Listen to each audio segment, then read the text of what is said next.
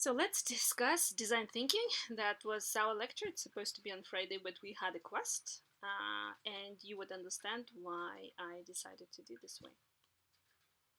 So, what is design thinking? Design thinking is a process for creative problem solving. Design thinking has a human-centered core. It encourages organization to focus on people's they're creating for, which leads to better products, services, and internal processes. When you sit down to create solutions for business needs, the first question you should always ask, what's the human need behind it? So, once again, when we think about design thinking, we should always think about the need, right? It's not only business need. It could be any need that our students, for example, might have. But also, what you have to be thinking about when we use design thinking, when we think about design thinking, we think about the problem. So it could be used, it could be applied in the context of what? In a context of problem-based learning or project-based learning, because in the core of the project-based learning, we have a problem or we have certain driving question, and that's what it's all about. In employing design thinking, you're pulling together what's desirable from a human point of view and what is technologically feasible and economically viable. So we have desirable from human point of view, technologically feasible, and economically viable. So 3 components to think about. So also those who aren't trained as designers use creative tools to address vast range of challenges. The process starts with taking action and understanding the right questions. It's about embracing simple mindsets, shifting, and tackling problems from new directions. So, remember we discussed about different aspects of it. We had desirability from a human point of view, viability economically, right? And feasibility technologically. So what does that mean? So basically design and thinking is this particular part, right? When these 3 things come together. So when we are creating a product, in our case, for example, we create a quest, we have to think like, what would be desirability? So you want it to be fun, right? You want it to be interactive, you want it to be fun, you want it to be engaging. And probably because you're a teacher, you want to ensure that there's some academic content that's being integrated into the quest. Then let's talk about viability. Of course, we could create a quest on our own, and probably that would not require a lot of money. Maybe no money needed, but it would require a lot of your effort, right? So feasibility, so probably it depends on the kind of platform you're using. If you're creating, for example, quest like we did on Friday, that would require you to have at least a computer and a PowerPoint, or probably a computer and Google Slides, so you can create it over there. But imagine you're creating a complex product that requires some investments. Then, of course, you would have to think about viability more. It means that, for example, if you're creating, in the project-based learning, you create a real product. So, for example, if you're creating an app, right, then you have to think about like, what kind of platform would I use? And if I use a platform, even if you create the app for free, you would still need probably you would need a server or something like that. Feasibility, again, technologically, and it's sometimes it's about the constructor that you're using, for example, for your app. Is it possible to include the feature that you really want? And that's the features that you want is desirability. And like I said, when we have all this met, that's what design thinking is all about. Let's go to next. Design thinking can help your team, or in this context, a team could be a team of teachers, or it could be a team of students. So design thinking can help better understand unmet needs of the people you're creating it for. Customers, clients, students, users. Reduce the risk associated with launching new ideas, products, and services. Generate solutions that are revolutionary, not just incremental. Learn and iterate faster. Design thinking applications. Design thinking is applicable no matter your role or industry. Whether you work in a business, government, education, or nonprofit, design thinking can help you develop innovative solutions based on the needs of your customers. See case studies showcasing the impact design thinking has across the variety of industries and practices. So, you can see here there are different steps, but what you have to be careful about is that design thinking is not always this particular stages. There are different, questions. Or, I mean, the phases can be named actually differently. So, just one example. For example, frame the question sometimes is called ideation, gather inspiration, then generate ideas, sometimes we call it brainstorming, right? Make ideas tangible, or tangible means make something that's real.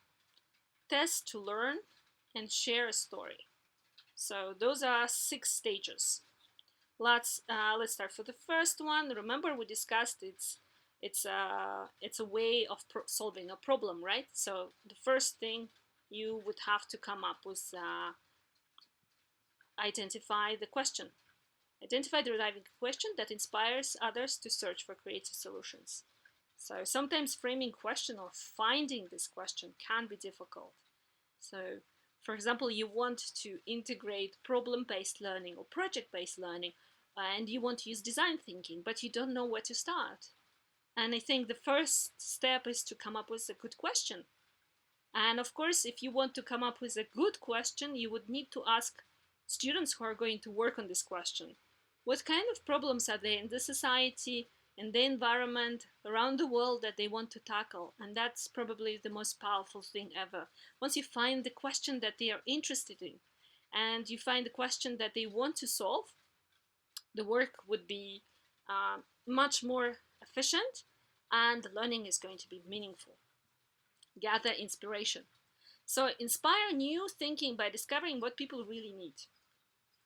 Generate ideas. Push past the obvious solution to get breakthrough ideas. Make ideas tangible. Build through prototypes to learn how to make ideas better.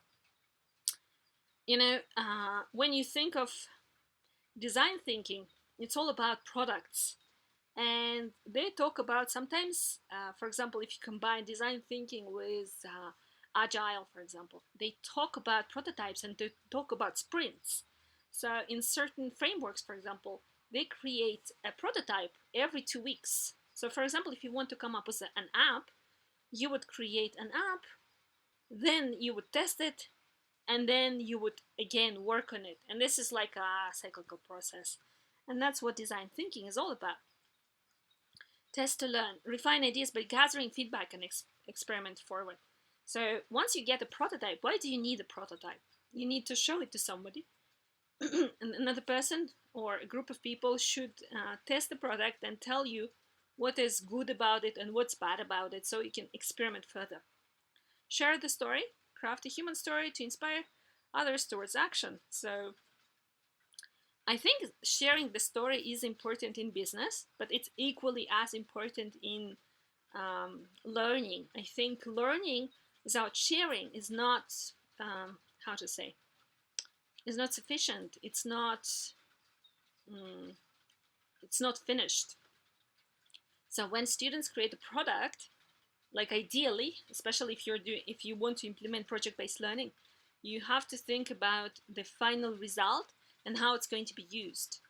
So you don't want the project that's going to be only on paper, or the project that we just do for English lesson. It could be something bigger than just the lesson of English. It could be something you could push it further and, subject for implementation.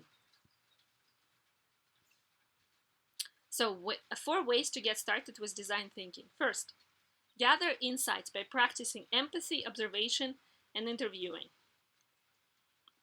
The times that I was using design thinking, or I was in workshops where we discussed design thinking, these three components were super important.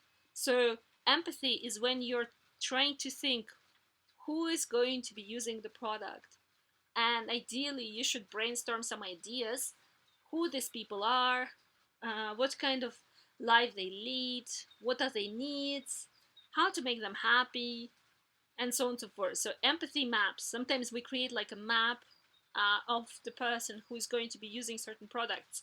So for example, if you're creating a quest for students, right, you have to think, so how would students feel when they would work on a quest? Would it be difficult or easy? What are the interests behind, if they're more interested in comedies, for example, or Marvel movies, we could actually create a quest that's going to be fully about Marvel characters and maybe based on a Marvel movie. Observation. Um, this one is about again, it's about people using an app, or it depends on the product, of course. So, for example, design thinking can be used in, designing some benches, for example, or designing something that could be on the street. So you can go on the street and actually observe people, like sitting on a bench, how they're using, how often they're sitting on it. If they're not sitting down, what are they doing? Are they leaning towards some objects? Uh, do they sit down all together or just one by one? So those are observations. Interviewing. So sometimes instead of like thinking, empathy is important, of course, but it's all about predictions. It's based on our assumptions. So for example, I think that my students really like Marvel characters. So that's when I actually ask them, do you really like Marvel characters? What are your interests? And imagine you find like similar theme. You for example find out that all of them actually love Harry Potter and would love to participate in Harry Potter quest. That's the idea for the next quest. So interviewing is also very important, not just making assumptions, which is also important just to try to get into the shoes of the person you're creating it for, right? Okay, next one. Getting to know your customer, but in this context, for example, our students, is the first step towards creating a product and service they want and need. Don't assume you know what someone thinks or feel. Gathering information about your target consumer is a critical piece of design thinking approach. Build scrappy prototype to learn about unmet needs. That's an interesting one, and it's again, it's when you're creating something tangible. If you're creating a program, for example, maybe you could make a design like how should this program look like, what kind of buttons are going to be there, when you press, what you should see. Like remember we discussed, for example, pronouns life. It was not ideal, right? So many people actually said that the design was not very friendly, it was not very easy to use. So we could say like, let's create a program that's like Pronounce Live, but it's better. Like it has a better interface. It has like some kind of like little. So basically, it's adapted to adults. Maybe this design would be okay for adults, but it could be like slightly more interesting. It could have like some characters in it, and those could be animated, and they could be smiling, or it could be like, and like we discussed. I think many of you actually mentioned it could be like a point system or something like that. What is done in design thinking, that's very interesting. I like that in design thinking, they, as a first step, they create like certain type of, how to say, a little workshop where they provide you with papers, plastic bottles, then some threads, some, I don't know, like clay, so you can actually create a prototype. But then again, it's not about something intangible like a service or a program. This one is for something tangible, right? If you were prototyping a program or a quest, for example, it's better to do it in a Word format or maybe to write it on a paper. But this one, prototyping here, I actually participated in one masterclass like that. So we had to come up with some kind of object that could be useful for other people, and we had to explain like how to make it, how it would look like, and so on and so forth. So it had to be like an object.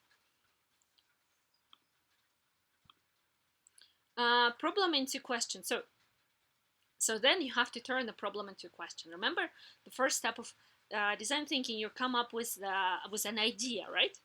So for example, you say, we have problem with air pollution in Almaty, or we have a problem of isolation during COVID. And then we can ask a question. We can say, actually, how to make people feel less isolated, or how to make the air in the street better, right?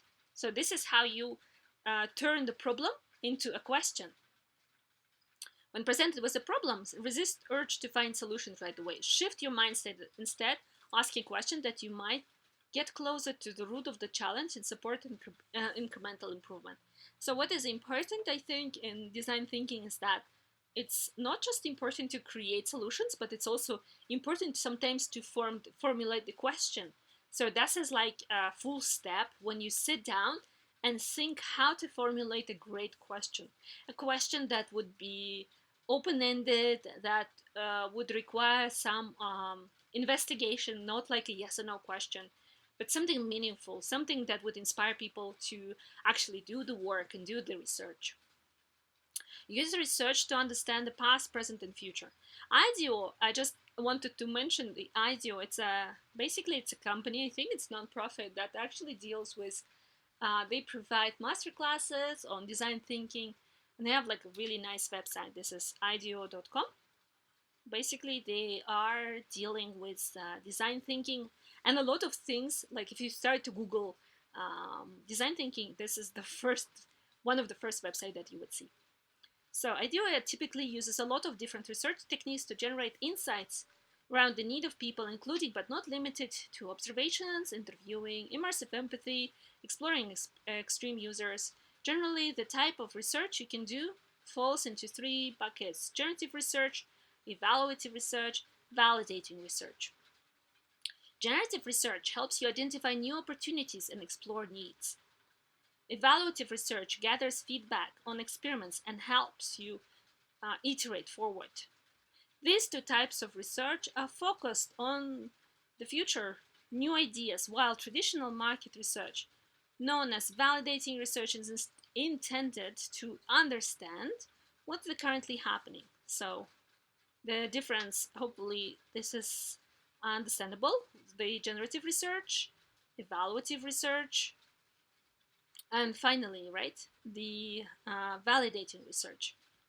Validating is intended to understand what is currently happening. Balance your research approach to focus what's happening now and what could be done in the future, right? So we just discussed design thinking, and you might be thinking right now, how is it relevant to the classroom? How can I use it in my lessons? Is it just an abstract concept that's used for problem-based learning or for designers or for engineers? No, it actually can be used in your lessons. The first one, problem.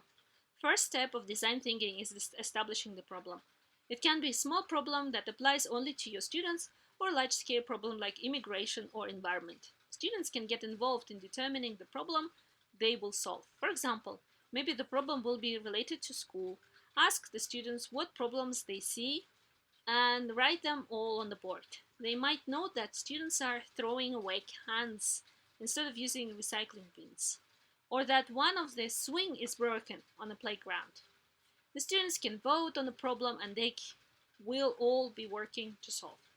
Make sure the students have clear idea of the user.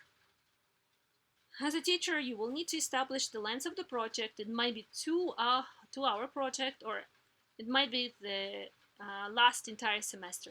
Also determine if students will be working alone, in pairs, in groups, or any number of possible formats. So once they establish the problem, remember we discussed it previously, I think it was a beautiful way to put it. We turn the problem into the question. Now the problem has been established, the brainstorming can begin. Let's take recycling example from earlier. The user of the recycling bins would be students. Students might start brainstorming process of conducting interviews with other students. Based on answers to the interviews, they can start brainstorming solutions. If the interviews reveal that there are not enough recycling bins, students would brainstorm how to solve this problem. Design thinking is positive, and there are no wrong answers during brainstorming.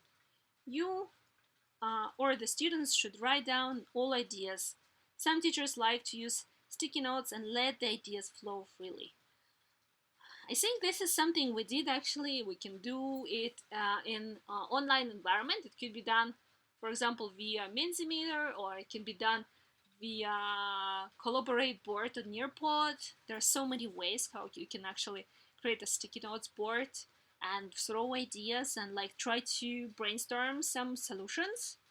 But it's also about trying to be positive. In this context, I like different brainstorming techniques. One of the technique that I really like is yes and. Yes and technique is all about a student giving you, like for example, one student gives his opinion, and another student can actually build on that and say yes and. So basically, the purpose of the brainstorming is basically to come up with as many ideas as possible. So no ideas should be rejected on the first stage. Of course, at some point you would have to narrow it down, but it's very important that the students are very open and creative for the first stage. So finally, after brainstorming, we go to designing. Now the students have brainstormed solution, they can start designing. The way that they design can be tailored to fit your age group. Small children can draw, while older ones might be able to create visual design presentation or design a 3D object. I mean, if we had 3D printers everywhere, that would be fantastic, but if not, just prototyping in some, I don't know, in some online program. If the results of interviews where that there are not enough recycling bins, the brainstorm solution might be to increase the number of bins or to make them more visible. In the design phase, some students might use a layout of the school and mark where the bins would be added. Other students might advocate for changing the shape of the bins or altering their color to make them more noticeable. Taken a step further, how would these ideas be implemented? If more bins are needed, who will pay for bins? If there isn't the answer, maybe students should also consider fundraising or sponsorship ideas as a part of design phase. Presentation. Once design is established, students should present their design either to their peers, other groups, the classroom, or users that are interviewed at the start of design thinking process. The presentation portion is crucial as it results in feedback, which leads to further improvement. This is a very important part of design thinking. So design thinking never stops on the implementation. It actually goes further, and then you think about redesign. Or at least you can think about the implementation of the feedback and you are reflecting on your experience. Based on the feedback, some parts of the design might need to be changed. Design thinking is cyclical, always incorporating user feedback to continue to improve the solution. Good design doesn't exist in a vacuum. And there's often more than one answer. That is why okay, so think about Edison and think about the quote, yes? I have not failed, not once. I've discovered 10,000 ways that don't work. So I love this quote by Edison, and a lot of my students actually cite it. So redesign is very important. Let's see, I'd like to show you like two really interesting projects. One is high school project and the second one is elementary school project. But like I said, of course, we don't have to come up with like big budget project. Sometimes it could be like a small project, but something really interesting and engaging and something that comes from students. So it's very important that the students design the questions, that the students are the ones who are driving those changes.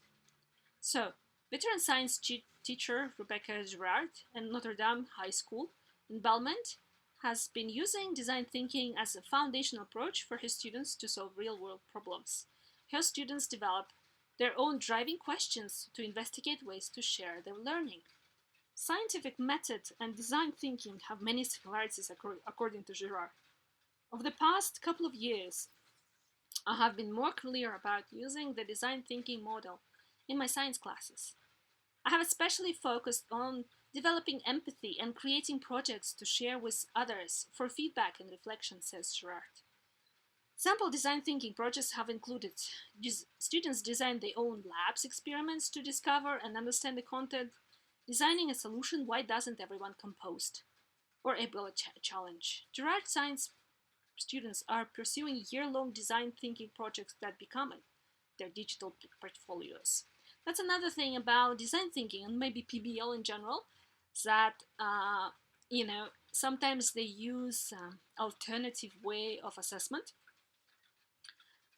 Normally in a project, how do we assess? We usually see the presentation, and then we can we can of course invite an expert, and then it could be a jury, an expert, and a teacher, also maybe feedback from the users, or it could be like peer assessment. So I think in PBL and design thinking, alternative ways of assessment work usually better. So for example, digital portfolio is something you can, especially when it's student driven and the students is presenting the digital portfolio, you can see how the work was implemented from the start till the end, and you can see how prototypes were like developed and improved and so on and so forth, and this is how it works. Elementary classroom. Design thinking challenges in a project not limited to high school. At the whole middle school in Marin County, Jennifer Fry, 5th grade, were immersed into design thinking last year in her digital art class.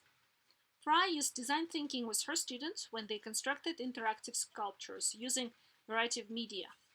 Students worked in teams and were given one constraint: design and execute their sculpture in one class period. The idea was to model how engineers and architects, for example, view constraints not as obstacles but rather gateways to deeper resourcefulness and innovative thinking. So her challenge looked like this: build a sculpture using available materials with a moving and or interactive components by 9:30, so basically it's at the end of the period, right? Additional information: your sculpture must have a moving and or interactive elements. Consider visual components of your sculpture. What will you see to draw them in? You do not have to use every little bit of your kit, and use only the ones that you need. You may borrow bits. So basically, this one is very much a visual challenge, right? But we could have a similar challenge, but for a poem, right? And again, we can provide students with not bits from the kit, so because it's a physical thing, right? We can provide them with words that they can build upon to create their own poems. Fry's hope was to have the students look and interact with others' work, provide feedback, and debrief the experience. She admits that although this project was an experiment, she didn't know what to expect. It was a fantastic learning experience for herself and students. In 10 years I've been teaching, I don't remember ever seeing the level of engagement and ownership of learning as I did with this project, said Fry. Every student was able to achieve a level of success, no matter of his or her skill level. They had to be creative, develop something that was personally meaningful, worked within the constraints, and used technology that was new and different. So I like this particular thing. I took it from EITHE. It's actually one of my favorite websites, EITHE. It's focused more or less like most of the materials that you can see in EITHE. I mean, there are different topics, but mainly focusing on PBL. It's project-based learning, and I'm very passionate about project-based learning. They always reveal some materials about it. And in this context, they're talking about design thinking and the 4 modes for developing your practice. So they focus on modes, or maybe like specific components of design thinking that could be used in a classroom and that could be integrated. Because, when you think of design thinking, it's not just a way of presenting or like developing or structuring the project work, but it's actually philosophy. It's basically a way of thinking. I would say design thinking is I don't know, a lifestyle. Lead with empathy. Empathy is, of course, the root of human-centered design. Leading with empathy builds on the classic definition of walking in someone else's shoes to get us out of our own heads and into the lived reality of others so that we can understand the implicit need and root cause of the situations in which we work. Leading with empathy means pushing yourself to get closer to people and do so consistently, publicly, with conviction. How do you do this? Listen more, talk less. Immerse yourself in how others experience your school or program. Adopt a beginner's mind and use all of your senses to notice what's happening around you. Challenge assumptions. This is the opposite of keep calm and carry on. Challenging assumptions means that when confronted with a problem, you seize the opportunity to do better than you've done before. Useful phrases to build in your lexicon. What if? How might we? Just simple act of introducing a language of possibility can start to shift from how we've always done things to the potential for reframe. Reframing is critical for innovation. It's also the way of moving from deficit point of view to an asset focus. Challenging assumptions lets us see what both children and adults are truly capable of doing, harnessed for good. Challenging assumptions steers you in the direction of more effective policies and practices because you're willing to see things differently. Make experiments happen. Here's the rub, just do it. Is more than a pitch for selling sports gear. It means try something and learn from it. We can tangle ourselves in all kind of knots about embracing failure, but what reality really matters is trying something, letting people know that you're trying it, generating opportunities for feedback. You learn the most from what doesn't work. When you find yourself sitting in one more meeting to make a plan for a plan, just stop and say, what could we try in order to figure this out? This sets you on a path to experiment with quick hacks and low resolution prototypes. Whatever you try will point you in the direction of what's next. Let's go to the next one. Share the process. I think this is something we already discussed, but let's discuss it, I think, because it's a very important point again. Design cannot thrive in isolation. As you share your empathy, work, or your experiments, share what's hard, not just what's shiny and new. We can share those things as well, but we all learn more when we are sharing the process. I invite you to investigate how leading with empathy, challenging assumptions, and making experiments happen can deepen your teaching or leadership practices. As you do, please share what you've learned. You may have discovered what we've yet to imagine. So, our week 9 assignment is all about design thinking. There's going to be both Moodle quiz and Yellow Tick assignment, which is provided here. Reflect on your experience of participating in a quest or escape room quest. Write a little reflection on your feeling and challenges during the quest.